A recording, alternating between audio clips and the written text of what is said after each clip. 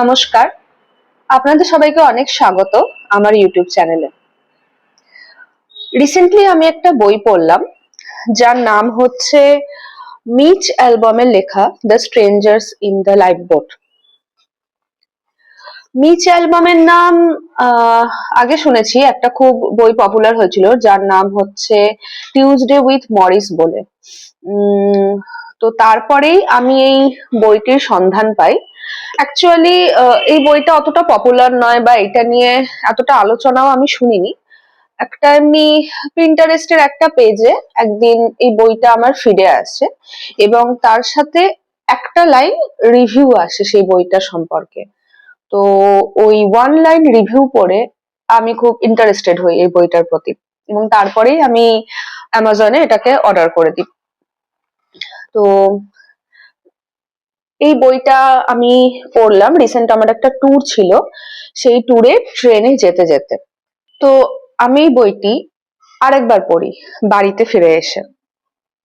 Actually first time রিডের সময় আমার মনে কিছু প্রশ্ন এসেছিল এই বইটা পড়ার সময়, এবং তো আরেকবার পড়ার সময় আমি সেই প্রশ্নগুলোর উত্তর খুঁজতে চেষ্টা করি।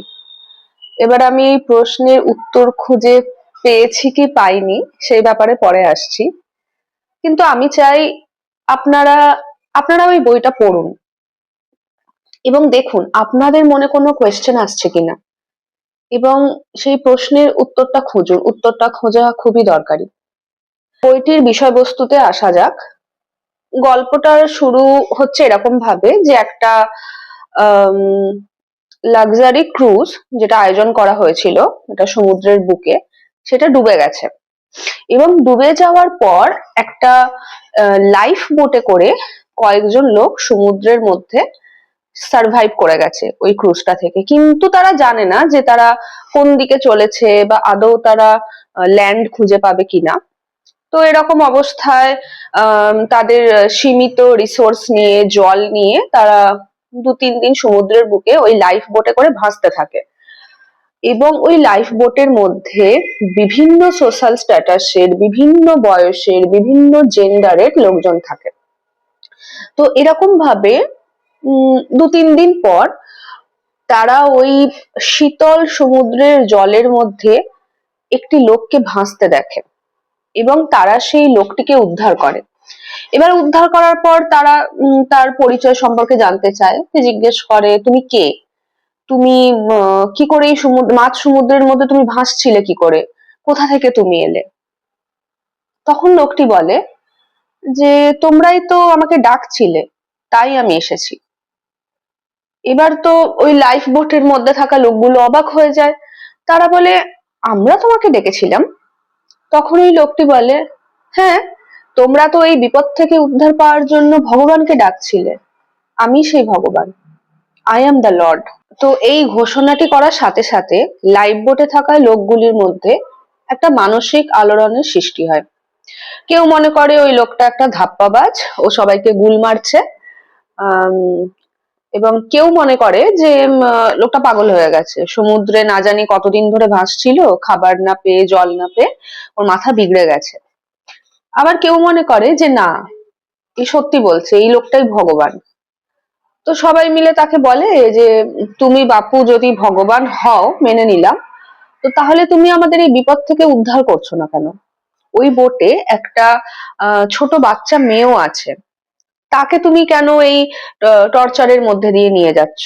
সবাইকে উদ্ধার করো, সে ছোট মেয়েটি তার বাবা মার কাছে ফিরে যাক, নিজের সন্তানের কাছে ফিরে যাক, কারো স্ত্রী অসুস্থ হয়ে আছে তাকে হসপিটালে ভর্তি করুক গিয়ে।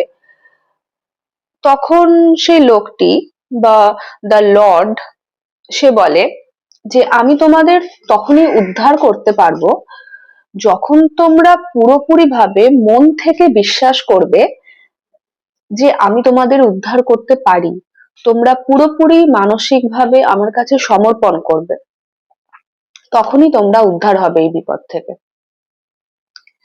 এই রকম ভাবে এই গল্পটি শুরু হয়। এবার থ্রু আউট দ্য বুক লেখক আপনাকে বারবার পাস্টে নিয়ে যাবে, আবার বারবার প্রেজেন্টে ফেরত নিয়ে আসবে, এরকম ভাবেই লেখাটা আর কি হয়েছে।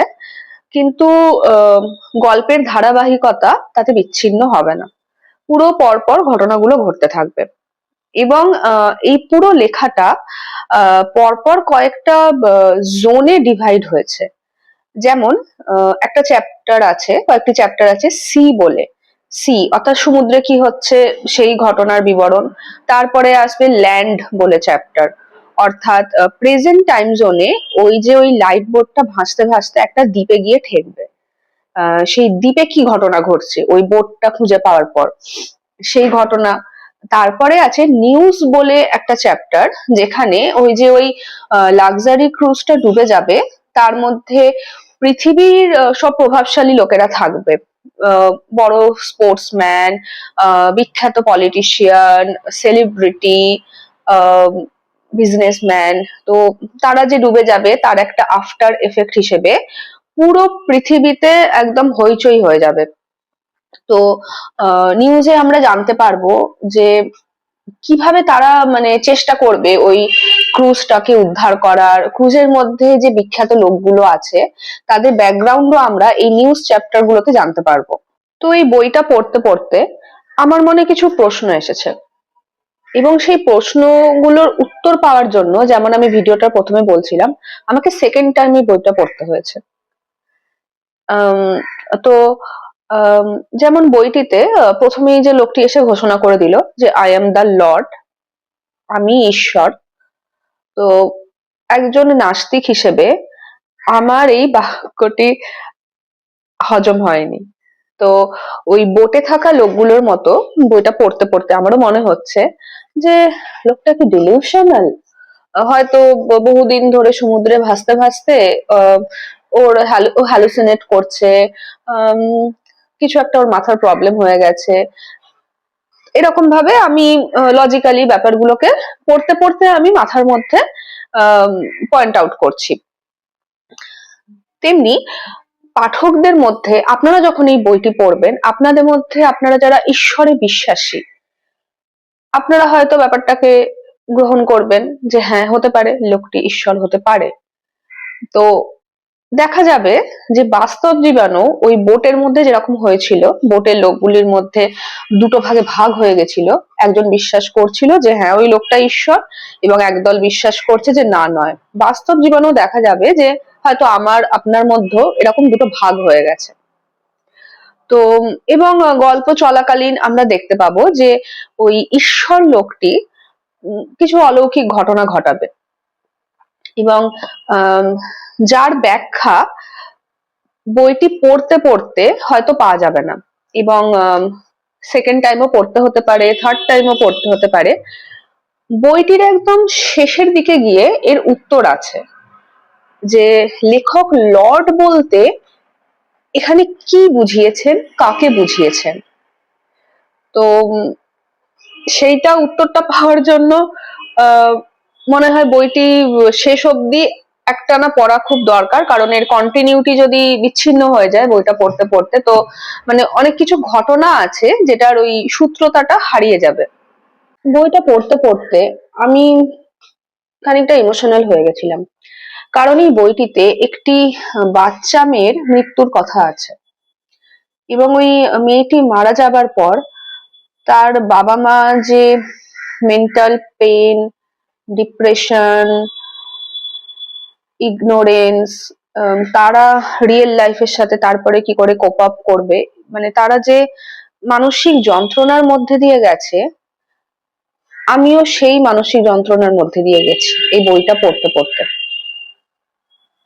যখন আমাদের কোনো প্রিয় মানুষ চিরতরে হারিয়ে যায় জীবন থেকে, বিশেষ করে কোনো ছোট বাচ্চা, সেই ব্যাপারটাকে আমরা কিভাবে অ্যাকসেপ্ট করি বা করতে নাও পারি, সেই ব্যাপারটাকে ইগনোর করে দিয়ে আমরা কিভাবে নিজেদের লাইফটা মানে এগিয়ে নিয়ে যাব।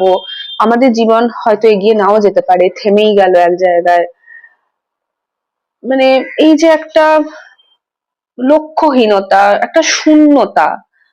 আমার যেন কিছুক্ষণের জন্য মনে হয়েছিল আমার জীবনেও সেই শূন্যতাটা চলে এসছে, যদিও আমার কোনো সন্তান নেই, আমি মা নই এখনো, কিন্তু আমার মনে হচ্ছিল আমার এরকম কেউ যেন হারিয়ে গেছে জীবন থেকে। লেখকের মানে কলম এতটাই শক্তিশালী এখানে। এই বইটা লেখা হয়েছে ইংলিশে, এবং খুবই সহজ সরল সহজবোধ্য ইংলিশ, খুব ফাস্ট রিডিং টাইপের ইংলিশ, পড়তে একটু অসুবিধা হবে না। আমি একজন বাংলা মিডিয়ামের ছাত্রী, আমার পড়তে কোনো অসুবিধা হয়নি। এমন কোনো শব্দ ছিল না মাঝখানে যে যেটার জন্য আমাকে ডিকশনারি উল্টাতে হয়েছে। আম, পড়তে খুব তাড়াতাড়ি পড়া হয়ে যাবে। কিন্তু এই বইতে যে দর্শনের কথা বলা হয়েছে, যে ফিলোসফিক্যাল আইডিয়ার কথা বলা হয়েছে, সেইটা কিন্তু খুব একটা সহজবোধ্য নয়। উম, সেইটা বুঝতে গেলে আসলে আপনাকে সার্টেন পেন, সার্টেন যন্ত্রণার মধ্যে দিয়ে যেতে হবে। যেমন আহ, প্রিয় মানুষকে হারানোর যন্ত্রণা, কোনো একটা ডিজার্ভিং হওয়া সত্ত্বেও সেটা না পাওয়ার যন্ত্রণা, এইসব যন্ত্রণা আমাদের জীবনকে কিরকম ভাবে শেপ দেয় আগামী দিনে, এবং তখন আমাদের কাছে কোনটা ঠিক আর কোনটা ভুল সেইটা ডিসিশন নেওয়াটা তখন একটা সমস্যা হয়ে যায়। কারণ সামাজিকভাবে সমাজ আমাদের কিছু একটা লিস্ট বানিয়ে দিয়েছে যে এইগুলো টিকমার্ক হলে এটা ঠিক, আর ওইগুলো টিকমার্ক হলে ওইটা ভুল। এইটা হচ্ছে একটা সুস্থ স্বাভাবিক মানুষের জীবনের জন্য অ্যাপ্লিকেবল। কিন্তু এই গল্পের যে প্রধান চরিত্র আছে বেনজি বা বেঞ্জামিন ওর পুরো নাম, সে জীবনে যে যন্ত্রণার মধ্যে দিয়ে গেছে, যে না পাওয়া গুলোর মধ্যে দিয়ে গেছে, তার কিছু কাজের জন্য আজকে এই গল্পটা যে হয়েছে, লেখা হয়েছে, তার কাছে কোনটা ঠিক আর কোনটা ভুল সেটা বিচার করবে কে? কারণ সে যে জিনিসটা ভোগ করেছে সেইটা আমরা যারা আজকে সমাজে একটা জায়গায় বসে বলছি না বেঞ্জামিন এটা ভুল করেছে, সেটা আমরা বিচার করার কেউ নই। কারণ আমরা ওর জুতোতে পাই গলাইনি, আমাদের জুতো ছিল নরম কুশন দেওয়া, আমরা কমফোর্টেবল ভাবে রাস্তায় হেঁটেছি, কিন্তু বেঞ্জামিনের জুতোতে ফুটো ছিল, তার জুতোতে কাঁকড় ভরা ছিল। তাই আজকে যদি লাইফের একটা সার্টেন পর্যায়ে গিয়ে ও যদি কিছু একটা কাজ করে, সেটাকে ঠিক বা ভুল বলা আমরা কেউ নই। এবং এই যে একটা জটিল একটা ফিলোসফিক্যাল ব্যাপার, যেখানে ভগবান নামক একটা ক্যারেক্টার এসেছে কোনটা ঠিক কোনটা ভুল সেটা বোঝানোর জন্য। এই ফিলোসফিটা বুঝতে গেলে আমাদের আরেকটু সহ আমাদের আরেকটু মানে এমপ্যাথাসাইজ করতে হবে বেনজির সাথে। তো এই গল্পের শুরুটা যেমন নাটকীয় ভাবে হয়েছিল, শেষটা তেমনি একদম ধীর শান্ত সুরে শেষ হয়েছে। এই গল্পের মেইন ক্যারেক্টার্স গুলোর মধ্যে একটা নিজের প্রেজেন্ট সিচুয়েশনকে অ্যাকসেপ্ট না করার একটা লড়াই আছে, কিন্তু শেষের দিকে গিয়ে দেখা যাবে তারা সবাই ডিনায়াল থেকে অ্যাকসেপ্টেন্সের জার্নিটা কমপ্লিট করবে, এবং এই জার্নিটার মধ্যে ওই লর্ড বা ঈশ্বরের কি ভূমিকা আছে সেটাই হচ্ছে এই বইটার সারাংশ। এবং এইটার জন্য এই বইটাকে 10-এ 7 দেয়া যেতেই পারে। তো আপনি যদি নিজের শান্ত জীবনকে অশান্ত করে তুলতে চান, নিজের মাথার মধ্যে কিছু প্রশ্ন ঢোকাতে চান এবং তাদের উত্তর খোঁজার জন্য আপনি ছটফট করতে চান, অহেতুক জীবনটাকে ব্যতিব্যস্ত করে তুলতে চান, তো এই বইটা পড়ুন। আমি সাজেস্ট করছি এই বইটা তাহলেই পড়ার জন্য। কারণ এটা কোনো কমফোর্টেবল রিডিং বুক নয়, এটা কোনো দুষ্টু মিষ্টি লাভ স্টোরি নয়, এবং কোনো মোটিভেশনাল সার্ভাইভাল স্টোরি নয় যে জাহাজ ডুবে গিয়ে কি করে বেঁচে গেল। এটা আপাত দৃষ্টিতে সেটা শুরুতে মনে হলো। এই বইয়ের আহ, যে বক্তব্য না সেটা অনেকটা গভীর একটা বক্তব্য আছে। এটা পড়ে আমার একটা যে বাংলা বইয়ের সাথে এটাকে কম্পেয়ার করা যেতে পারে সেটা হচ্ছে বিভূতিভূষণ বন্দ্যোপাধ্যায়ের দেবযান। যদিও দেবযানের প্লট অনেক বেশি লেয়ার্ড, অনেক বেশি জটিল, এবং মানে ওইটা তো একদম মানে আলাদা একটা লেভেলের, গড লেভেলের একটা বই, কিন্তু একমাত্র আমার পড়া ওই বইটার সাথে এই বইটাকে কম্পেয়ার করা যেতে পারে। তো যদি আপনাদের ভালো লেগে থাকে রিভিউ, আপনারা প্লিজ লাইক, কমেন্ট, শেয়ার করুন। ভিডিও আরো কি করে ভালো করা যায় সে ব্যাপারে অবশ্যই আমাকে সাজেশন দেবেন। আপনাদের সাজেশন না পেলে আমার পক্ষে এগোনো মুশকিল। এবং আপনারা আর কি কি বইয়ের রিভিউ পেতে চান বা কোনো নতুন বই এলে অবশ্যই আমাকে জানান, আমিও সেটা পড়ে দেখতে চাই। তো নমস্কার, আপনারা সবাই ভালো থাকবেন, বই পড়ুন, ভালো থাকুন।